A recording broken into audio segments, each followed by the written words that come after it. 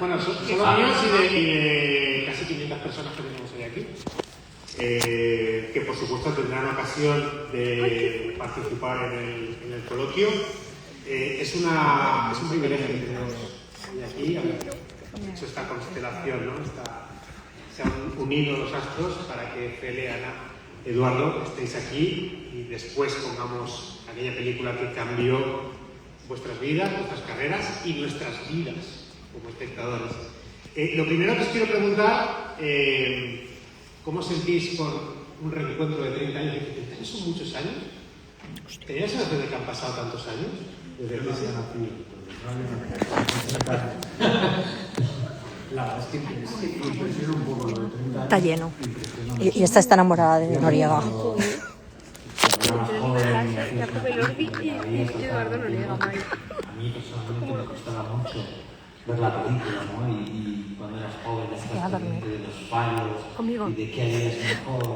Pero cuando ya ha pasado tanto tiempo, yo ya soy capaz de disfrutar la película como si lo hubiera hecho otra persona. O sea, no me veo a mí mismo. Veo a un chaval tan joven que parezco su padre. Mira, sí. Es que era otra persona. Y ahora soy capaz de disfrutar o de imaginar lo que significó en su día Tesis, que fue una revolución para el cine español, como decías, ¿no? ¿Erais conscientes entonces cuando la grababais que estabais haciendo una película histórica? Que era histórica. No solo por el director, que luego hablaremos del director, que era un caso particular, sino porque estaba reinventando el género dentro de nuestro cine.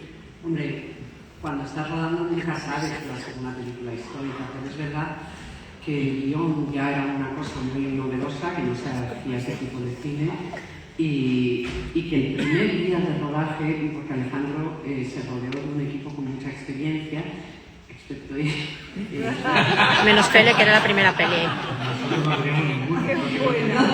pero es verdad que el primer día de rodaje ya todo lo que es el operador, el cara, maquillaje, todo, sonido, nos mirábamos y decíamos, pero este chico, o sea, nos dimos cuenta que estábamos ante alguien que no era normal, que tenía un talento que no se conocía y que estábamos haciendo algo muy bueno. Luego ya si iba a convertirse en esto, no, pero desde luego que estábamos con un muy buen director y alguien que iba a ser algo muy importante, sí.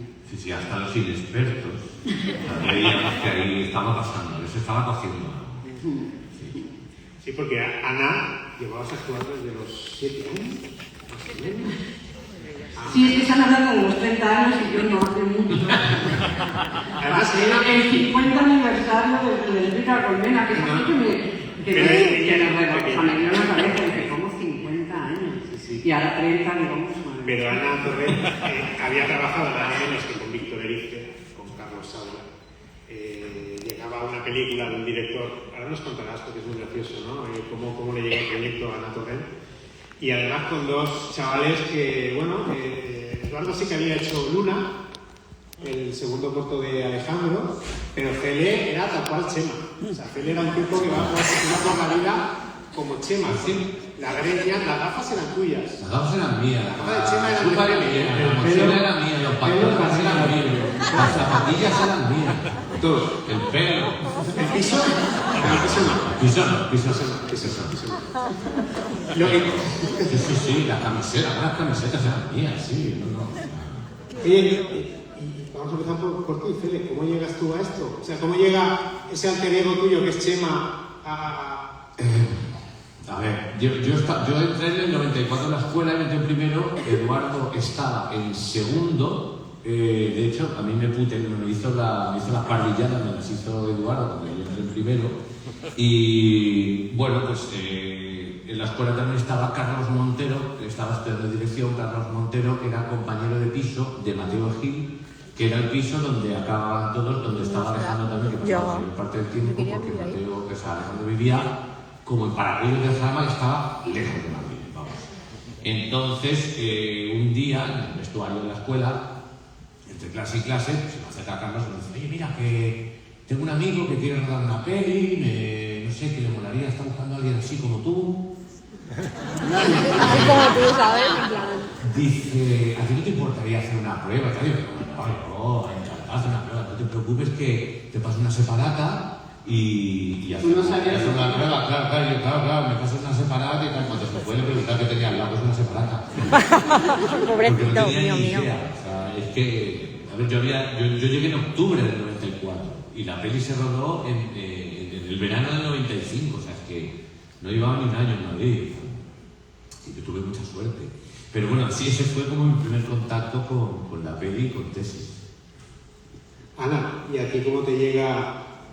Bueno, decíamos que tú ya tenías una carrera mucho más consolidada. Eras el ojo del cine español. Pues yo estaba, en ese momento no estaba en el baño, me llamaba mi representante y me decía, Ana, te voy a mandar un guión de una película, a mí me ha parecido muy interesante. Digo, ¿qué tipo de película es? Y me dice, es un thriller. Digo, un thriller, pero en España no se hacía ese tipo de cosas, es que no existía eso. Y digo, un thriller. Me dice, sí, digo, ¿y quién es el director? Me dice, bueno, no ha hecho nada, digo, pero hay alguna cosa que dice, bueno, está estudiando pero no ha acabado la carrera. Y ¿quiénes son los otros actores? Y dice, bueno. Y digo, hombre, mándamelo. Y entonces me mandó el guión y la verdad es que me lo leí del tirón. Empecé a preguntar a la gente, digo, ¿qué es esto de las snap movies? Porque yo no lo había oído nunca. Y era muy impresionante el guión que te enganchaba desde la primera página. Y entonces, pues me volví, tuve una entrevista con él, estuvimos hablando, y yo salí diciendo, ¿quién es este chico? O sea, tenía todo tan claro, todo lo que quería hacer, la película, el montaje, todo, o sea, todo el ritmo, todo. Yo no tuve muchas... Hombre, a ver, si es una aventura, ¿no? En cualquier película y un chico así, pero la verdad es que me dio bastante seguridad comprobarlo clarísimo que tenía todo lo que quería hacer. Sí. Bueno, ¿alguien de aquí no ha visto Tesis? Hay gente que no la ha visto. Hay gente que no la ha visto. A ver, ¿hay manos? Hay una señora. La peli de la que usted me habla. Era porque... ¿Usted quién es? Vale, no. No van a hacer spoiler. Vais a verla ahora, ¿no? Vale. Bueno, Eduardo es el diremos bueno. que Sí. Decía, hay gente que le ha puesto a su Es un hijo tipo Bosco. versátil. Y decía, ¿pero cómo has puesto Bosco? Es un asesino. Bosco. Se llama Bosco. Bosco era el bueno. asesino del primer corto de Alejandro Amenábar y está interpretado por Alejandro Amenábar. Alejandro Amenábar dio vida a su primer psicópata. Y en el segundo corto, este señor estaba acosado por una psicópata. ¿Vale? Siempre hay un psicópata. Siempre hay un psicópata. Ahí lo dejamos. ¿Cómo llega aquí tu personaje de Bosco? O sea, ¿quién te visualiza a ti como Bosco? ¿Es Alejandro? Sí, yo había hecho, estando en la escuela de arte dramático con Fele, pero yo había hecho un cortometraje con Alejandro Amenábar en el año 93. Si ya éramos unos críos de aquí, pues teníamos 19 años, 20 años, 21 él. Y al año siguiente lo hicimos en cine. Habíamos hecho el vídeo y al año siguiente conseguí una productora que se lo financió y lo hicimos en cine. Y mientras él estaba con el guión tratando de llevarlo a diferentes productores que le dijeron que no, hasta que luego fue José Luis Cuerda el que se dio cuenta del talento que había ahí en ese chico que no había ni terminado la facultad. Nunca la terminó. No. Ya.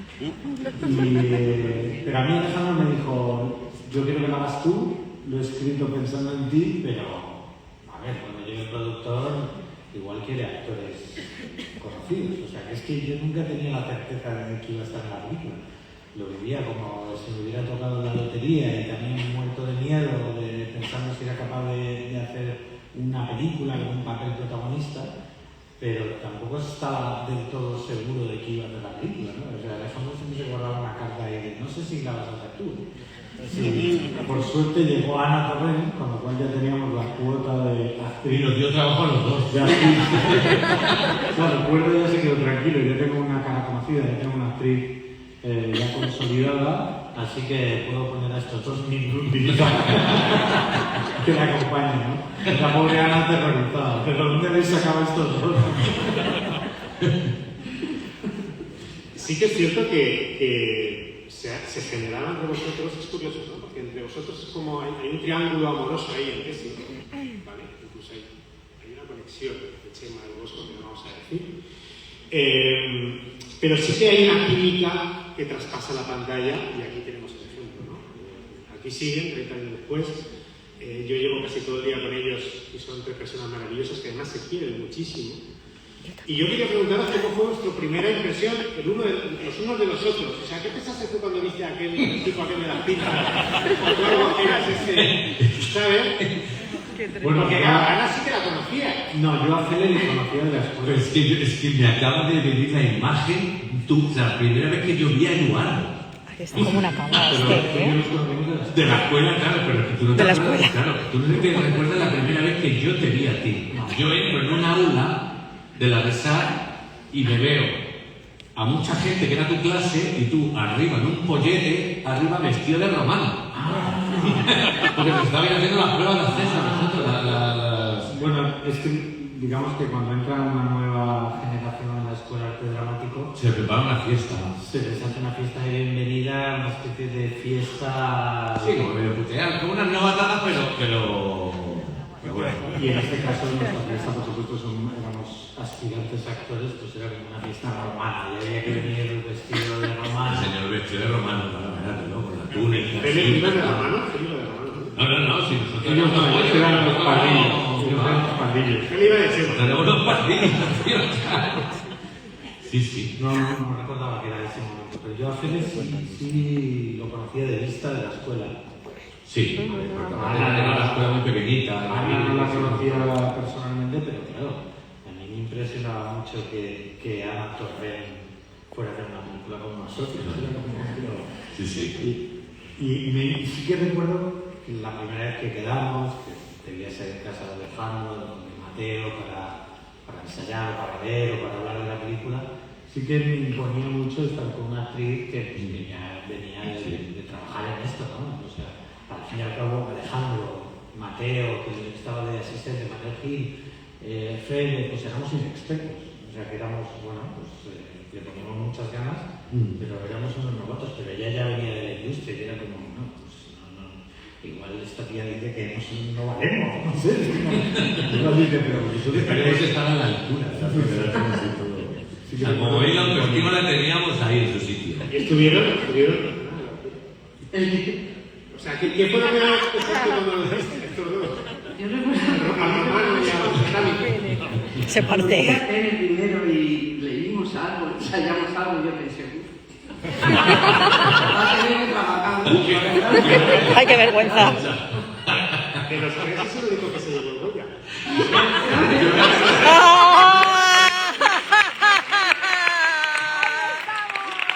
Ay, el Pau, qué malo.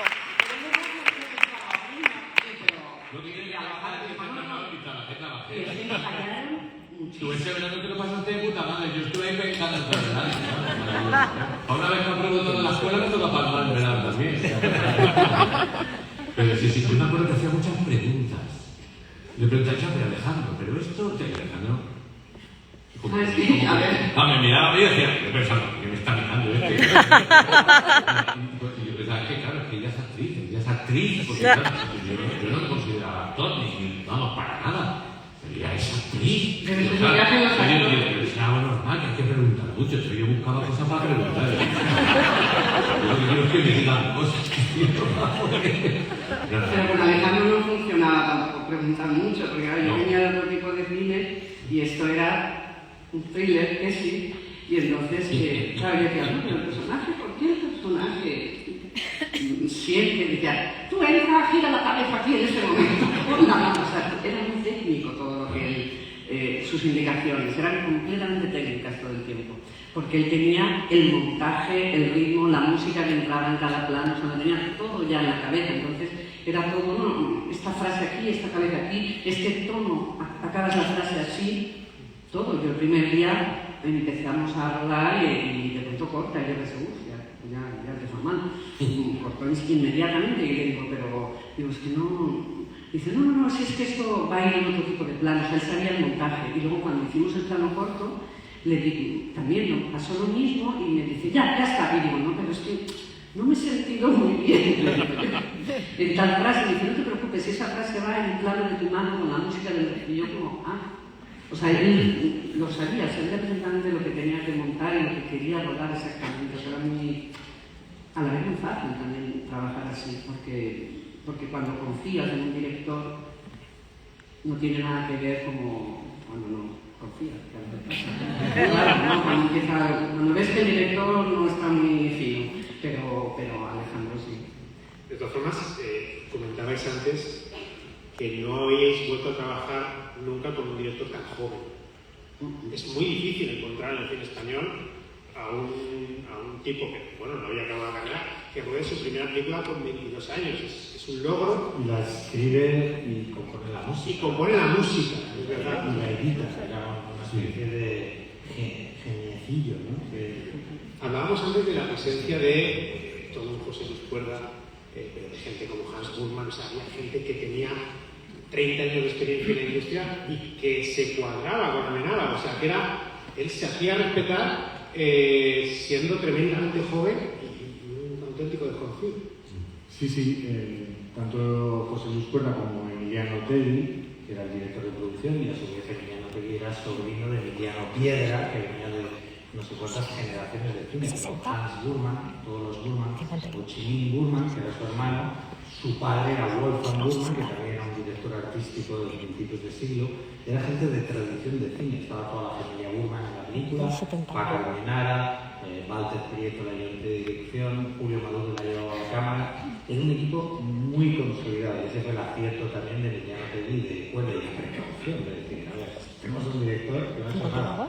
Tenemos a dos actores que no han hecho absolutamente nada. Y tenemos 5 semanas y media para rodar las películas, entonces se hacían lo normal, eran unas 10 semanas. Ya una película de 8 decía, uy, 8 semanas, que eso fue otra. No, se fueron 5 semanas y media. Claro, por eso porque por eso él también era con todo tan claro. Porque no había tiempo que perder, o sea, se tuvo que rodar muy rápido. Y con lo que sobraba de los rollos de las películas, que también, ojo, eso también. O sea, no teníamos un rollo entero de películas, sino se pillaron de sobra de los rollos. Porque ahora saben todas las tomas que uno quiera, pero entonces cada plano valía mucho dinero, lo que era la película, y luego todo, y el montar todo valía mucho dinero, entonces ahí iba todo. Y bueno, luego, acuérdate que había muchas tomas que como no había más de 2 chaquetas, o sea, es que era o 2 tomas o nada, decías que ya tiene que salir bien porque es que no había dinero para más. Era todo, pero en cambio... El último plano por lo que yo rodé, hay mucho que como que es un buen detalle de la cama que levantó la colcha y sacó la caja donde están ahí todas las cintas de High 8 y tal, y llega el salón y dice, tenemos para una toma. Creo que fue el plano más difícil de toda la peli porque me cagué, claro. Y ahora hablo y ya está, y nos quedamos sin ese plano. Pero sí, a ese nivel. O sea, no queda más película. O sea, queda para rodar ese plano. Y sale la primera vez. Bravo. Bueno, enseguida daremos paso también para que hagáis alguna preguntita. Yo quiero preguntaros, ¿cómo es posible que haya generaciones de espectadores que en aquel momento, no que no hubieran nacido, es que sus padres no se conocían, y que ahora han visto Tesis como 20 o 30 veces y conectan maravillosamente bien con la película? La película tiene un desfase técnico en cuanto a las cámaras, el VHS, también es un mundo totalmente distinto en ese sentido. Las facultades más o menos están igual. Igual de peor, está peor. Pero, ¿cuál es el secreto para vosotros de Tesis que sigue conectando tan bien con las generaciones? Bueno, ahora nos lo podemos decir los que la ven por primera vez, pero yo creo que si bien es un mundo tecnológico que ya no existe y para alguien de 18 años casi no lo reconoce, porque no había teléfonos móviles y había VHS y cómo eran las cámaras de vídeo, pero yo creo que el suspense es muy eficiente, sigue funcionando, el ritmo que tiene, la música, cómo te va llevando, cómo te mantiene en hilo, y además creo que habla de temas importantes, como por ejemplo del uso de la violencia en los medios de comunicación, que eso es algo que está completamente vigente hoy día con las redes sociales. O sea que yo creo que es una peli que tiene elementos con los que conectas, aunque la veas ahora por primera vez. Sí, yo creo que es un guión fantástico, rodado de una manera impecable y con una historia que te atrapa desde el minuto cero. Entonces, y tiene muchos aciertos, Amenábar. Mira, nosotros no sabíamos lo que eran las snuff movies y Alejandro tampoco. En aquella época no se había hablado mucho de eso, ¿no? Esto era de gente que rodaba películas con violencia real, donde se grababa a alguien y se le hacía daño, y eso había un mercado negro. Mataban a la gente. Se mataban, o se asesinaban, o se descuartizaban, eso tenía un mercado negro, ¿no? Y quien le contó esto a Alejandro, que era una vecina que vivía en Malasaña, le dijo: es que yo una vez estaba en Berlín y estaba en un bar que en la sala de abajo tenía salas de proyecciones, y de vez en cuando pues el dueño decía que le habían traído una película antigua, y en este caso nos dijo: me han traído algo que debe ser muy fuerte. Lo digo porque no es para todo el mundo, que no quiera bajar, que no baje, como que lo advirtió. Y esta mujer bajó a ver la película, y cuando estaba proyectando era tan terrible lo que estaba viendo que se tapó los ojos.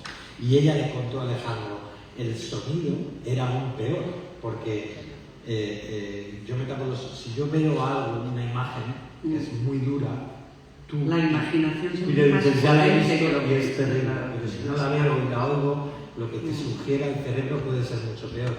Y Alejandro, cuando le contaron esto, automáticamente ideó todo el personaje de Ana, que desde la primera secuencia, desde el vagón del tren, ella quiere ver, pero alguien se lo impide, y tiene el material, lo quiere ver, pero no se atreve. Entonces se pone el audio en la facultad, se pone el...